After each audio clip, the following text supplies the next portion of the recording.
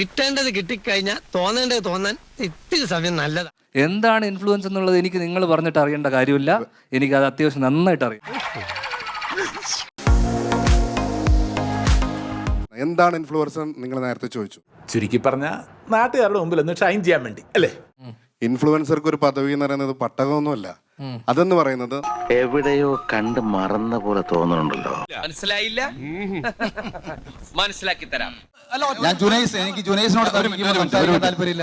താങ്കള് അങ്ങ് കാട് കയറി പോയതുകൊണ്ടാണ് കേട്ടോ. ഇൻഫ്ലുവൻസേഴ്സ് എന്ന് പറഞ്ഞാൽ കാശുണ്ടാക്കാൻ വേണ്ടി മാത്രം ചെയ്യുന്നതല്ല. ഞാൻ അങ്ങനെ അല്ലല്ല, ഒരു മിനിറ്റ്, നിങ്ങൾ പറഞ്ഞിട്ടില്ല.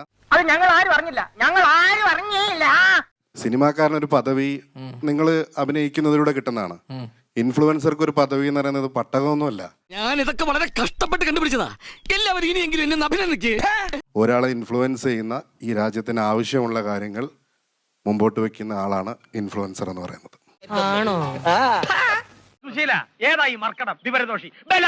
ഞാൻ അജ്മലിനോട് ചോദിച്ച ചോദ്യം അല്ല, നിങ്ങൾ താങ്കൾ നേരത്തെ തുടങ്ങിയ സമയത്ത് ബ്രദർ പറയുമ്പോ ഞാൻ ഫുള്ള് കേട്ടു.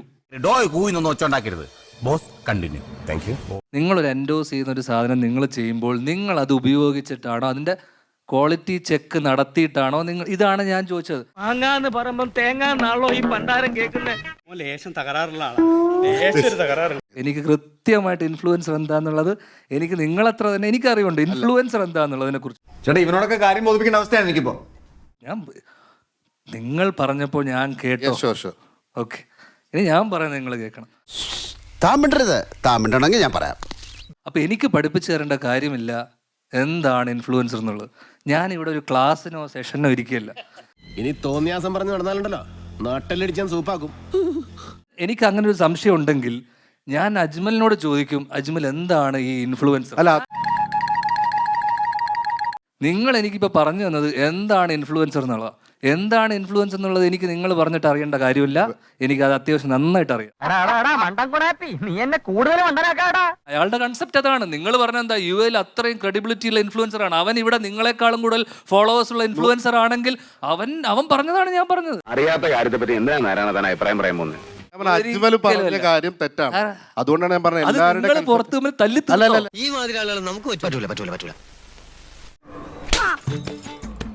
കണ്ടുപോരുത് ഇവിടെ വിട്ടോ. drunk, now an alkali drunk, I'm a nittu kali, adichu poos malayali.